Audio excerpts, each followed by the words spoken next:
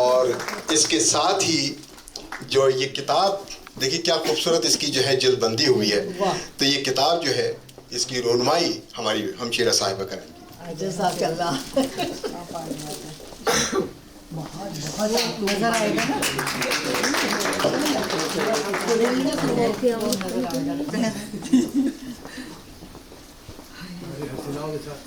جی آپ جو ہے یہاں ساجدہ صاحبہ کی بہو بھی ہیں اور یہاں ظاہری بات ہے کہ وہ ایک خلوص اور وہ محبت اپنی جگہ. یہ بھانجی ہیں ساجدہ کاظمی صاحبہ کی, یہ جو پھول پہنا رہی ہاتھ پہنا رہی ماشاء اللہ. تو 2 شعر میں پڑھ کے پھر ساجدہ صاحبہ کو دعوت دوں گا کہ وہ تشریف لائیں اور ہمیں بتائیں کہ زخم ابھی تک کیوں نہیں بھرے, کیونکہ انہوں نے اپنی پریفیس میں یہی کہا ہے. تو دیکھیے کہ یوسف ہوں زلیخا سا خریدار تو لاؤ, کیا خوبصورت بات ہے کہ یوسف ہوں زلیخا سا خریدار تو لاؤ, اس جیسا محبت کا گنہگار تو لاؤ. اور پھر دیکھیے کہ میری طرح ہر بات سنی جائے گی لیکن تم آہے جگر سوزے اثر دار تو لاؤ. تو آج ان کی باتیں سننے کے لیے ہم سب یہاں موجود ہیں. میں ان سے ملتمس ہوں کہ تشریف لائیں اور اپنے خیالات سے اور آج السلام علیکم خواتین حضرات. آج تو سب سے پہلے میں اردو انسٹیٹیوٹ کے صدر ادب کے روح رواں جناب امین حیدر صاحب کی بڑی شکر گزار ہوں جنہوں نے یہ اتنی خوبصورت ادبی محفل سجائی. اور اس کے ساتھ ساتھ جناب ڈاکٹر لطیف سیف صاحب, پروفیسر مسرور قریشی صاحب, محبوب علی خان صاحب اور ریاض نیازی صاحب اور حشمت سہیل صاحب کی بھی بہت ممنون و مشکور ہوں کہ انہوں نے اپنے قیمتی وقت سے نوازا. اس کے علاوہ میرے تمام شورائے کرام جو خاص طور سے اتوار کا دن میرے لیے انہوں نے مختص کیا اور بڑی دور دور سے بھی آئے, میں ان کی بھی بہت شکر گزار ہوں. میری بہنیں کچھ دور سے بھی آئی ہیں اور کچھ بیمار بھی ہیں, لیکن میرے بہن اور میرے بہن بھائی, میرے بہنوئی اور میرا بیٹا جو اسپیشلی بالکل ٹائم پہ 6 گھنٹے کی ڈرائیو کر کے آیا, میں ان سب کی بہت مشکور ہوں اور ان کی محبتوں کی مقروض ہوں. زخم ابھی بھرے نہیں, یہ تو محفل میں بتانا بڑا مشکل سا کام ہے, لیکن کچھ چیزیں ایسی ہوتی ہیں, کچھ رشتے ایسے ہوتے ہیں کہ جن کے جانے کا ایسا قلق ہوتا ہے اور ایسی جگہ خالی ہو جاتی ہے کہ آپ کو اللہ تعالیٰ کتنا ہی کچھ نواز دے وہ کمی محسوس کرتے ہیں ہم. میرے ساتھ بھی کچھ ایسا ہی ہوا, اللہ تعالیٰ نے بہت چیزوں سے نوازا ماشاءاللہ. میرے شوہر, میں ان کی بھی شکر گزار ہوں کہ انہوں نے مجھے بڑا فری ہینڈ دیا. جہاں مالی ضرورت ہوئی کتاب چھپنے کے لیے وہاں انہوں نے ایک کوئی ماتھے پہ شکن نہیں ڈالی. میرے بچے جو ابھی مسکرا رہے ہیں گھر جا کے مجھے ضرور کچھ کہیں گے. میرے بچے, میری بہویں, سب نے میرے ساتھ بہت تعاون کیا. اور ایک بہو جو میری نہیں آ سکی مشیگن سے, چھوٹی بچی طبیعت ٹھیک نہیں, لیکن دوسری بہو میری نورین اور میری بھانجیاں, میرے بھتیجے سب یہاں موجود ہیں. یہ میرے لیے بڑی خوشی کی بات ہے. لیکن میں ہر جگہ ہر خوشی کے موقع پہ, شاید آپ لوگوں کو اچھا نہ لگتا ہو, لیکن میں ہر خوشی کے موقع پہ دل سے اپنی ماں کو یاد کرتی ہوں.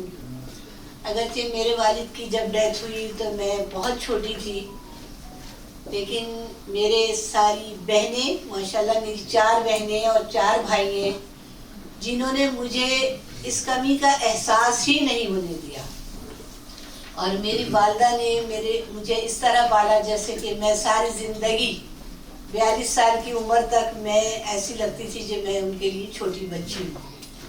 تو میں اپنے بہن بھائیوں کی مقروض ہوں کہ جنہوں نے مجھے اس قدر محبت اور خلوص اور پیار دیا کہ ایسا کم ہی ہوتا ہے، لیکن شاعری کا آغاز کرنے کا جب بھی سوچا تو ایک خوف آتا تھا کہ او ہو باپ سر پہ نہیں ہے، کہیں کوئی ایسا شعر کہہ دیا جو عشق و عاشقی میں آ گیا تو آج سے ظاہر ہے 50 سال پرانی بات ہو گئی ہے۔ بچپن سے مجھے شوق تھا تو خوف رہتا تھا کہ کہوں کہ نہ کہوں، لیکن پھر اس کے بعد جب میں کافی میچور بھی ہو گئی، شادی بھی ہو گئی، تو اپنے ہسبینڈ کو بھی دیکھا کہ بڑے براڈ مائنڈیڈ ہیں، بڑی فراغ دلی سے انہوں نے کوئی مائنڈ نہیں کیا، تو میں کہنے لگی، لیکن ڈرتی تھی۔ جب میں امریکہ آئی تو کچھ عرصے پہلے میری والدہ کا انتقال ہو گیا، جسے میں نے بڑی مشکل سے برداشت کیا، اور میں ہر ایک سے یہ کہتی تھی کہ اب زندگی بڑی مشکل ہو جائے گی، اور اسی تناظر میں نے ایک شعر کہا کہ میرے حق میں دعائے خیر کر دو، دعائیں دینے والی ماں نہیں ہے، میں زندہ ہوں مگر ایسا لگے ہے کہ جیسے جسم تو ہے جان نہیں ہے۔ بس وہ اگر اس کیفیت سے میں نکلتی نہیں تو شاید میں آپ کے سامنے یہاں آج کھڑی نہ ہوتی۔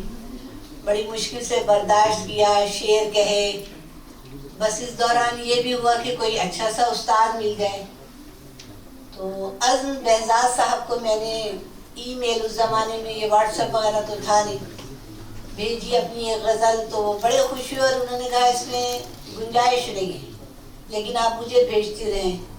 لیکن میری یہ بدقسمتی کہ 2-3 دن کے بعد ان کا ہارٹ اٹیک سے ڈیتھ ہو گئی۔ اب پھر مجھے کسی استاد کی تلاش رہی تو انڈیا میں میرے استاد جو ہیں مشتاق دربھنگی صاحب ہیں، جن سے میں نے کہا تو انہوں نے کہا کہ میرے جو استاد ہیں وہ حج پہ گئے ہوئے، جب وہ آئیں گے تو میں آپ کو بتاؤں گا۔ بہرحال ان کے جو استاد تھے، ان کے پیر تھے، انہوں نے ان کو اجازت دے دی اور یوں میری شاعری کا سلسلہ شروع ہو گیا۔ لیکن ہر شعر میں یہی بات کہ زخم کیوں نہیں بھرے، کچھ زخم ایسے ہوتے ہیں جو دکھائے نہیں جاتے، کچھ غم ایسے ہوتے ہیں جو ہر ایک کو بتائے نہیں جاتے، اور کچھ زخم ایسے ہوتے ہیں جو دوسروں کے محسوس کیے جاتے ہیں۔ یعنی کسی کو غم لگا ہے لیکن زخم آپ کے دل پہ لگ گیا۔ اسٹیل مل میں نے نوکری کی تقریباً 20 سال کمپیوٹر ڈپارٹمنٹ میں، تو وہاں بھی بھات بھات کے لوگ آتے تھے، بہت سے مشورے ہوتے تھے، سب کچھ ہوتا تھا، تو وہ سب ذہن میں موجود تھا، بس اس کو ایک جلا دینے کی ضرورت تھی، اور وہ میں نے شاعری میں باندھا اپنی، اور مجھے بڑی حوصلہ افزائی ملی۔ یہاں آئی تو یہاں میں آج جس مقام پہ کھڑی بھی ہوں اس میں جناب امین حیدر صاحب کا بہت ہاتھ ہے کہ انہوں نے میری حوصلہ افزائی کی، اور ہر جگہ پہنچنے میں میری بہت ہی پیاری دوست سمینہ سہیل کا ہاتھ ہے، جو بس میری کال سنتی ہے اور راضی ہو جاتی ہے، اور ان کے شوہر صاحب یہاں بیٹھے ہیں سہیل صاحب، کبھی ہم راستہ بھٹکتے ہیں تو وہ بغیر ناراض ہوئے ہمیں بہت اچھی طرح گائیڈ کرتے ہیں اور منزل مقصود پہ پہنچاتے ہیں۔ میں ان کے بہت شکر گزار ہوں، اور وقت مجھے کم ہے لہٰذا میں اس کے ساتھ ہی آپ لوگوں سے اجازت چاہوں گی، کیونکہ اگلا پروگرام امین حیدر صاحب تیار بیٹھے شعر سنا دیتی ہوں میں کچھ۔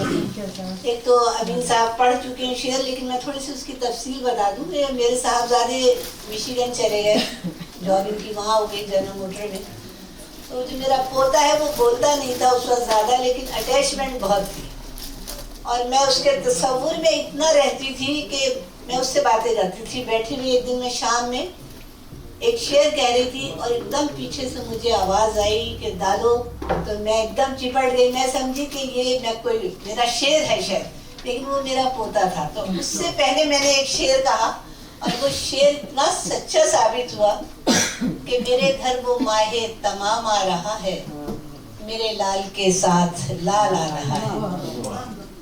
اس کے علاوہ یہ بھی ہوتا ہے کہ بھئی والدین چلے گئے، بزرگ چلے گئے، ہمارے لاڈ اٹھانے والے چلے گئے، کبھی کبھی یہ ہوتا ہے کہ کوئی بیمار ہوتا ہے، جیسے آج کل ایک بیماری شیزوفرینیا بہت عام ہے، تو تو محسوس یہ ہوتا ہے کہ وہ ہم سے بول رہا ہے، حالانکہ حقیقت میں اس کا تعلق نہیں ہوتا.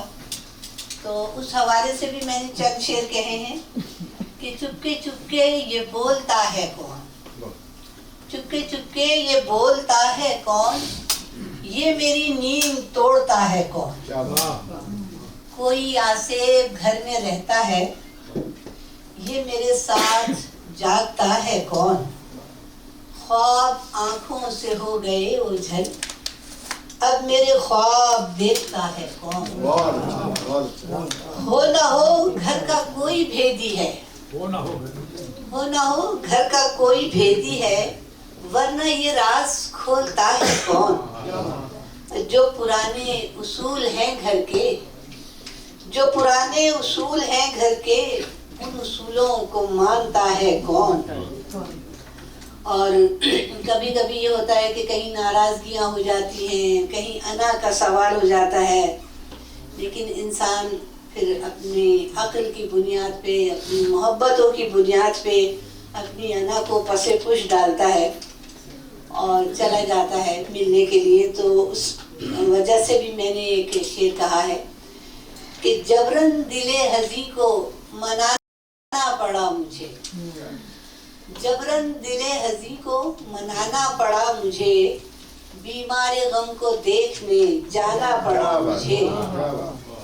اپنی انا کو آج پس پشت ڈال کر اس بے وفا سے ہاتھ ملانا پڑا.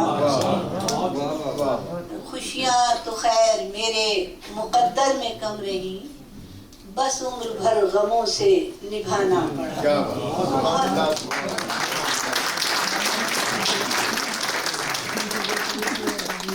میں اپنی جانب سے اور آپ تمام یہاں جو خواتین اور حضرات تشریف رکھتے ہیں ان کی جانب سے دلی مبارکباد پیش کرتا ہوں محترمہ ساجدہ کاظمی صاحبہ کو رہنمائی میں، اور دعا کرتا ہوں کہ زور قدم اور زیادہ انشاءاللہ.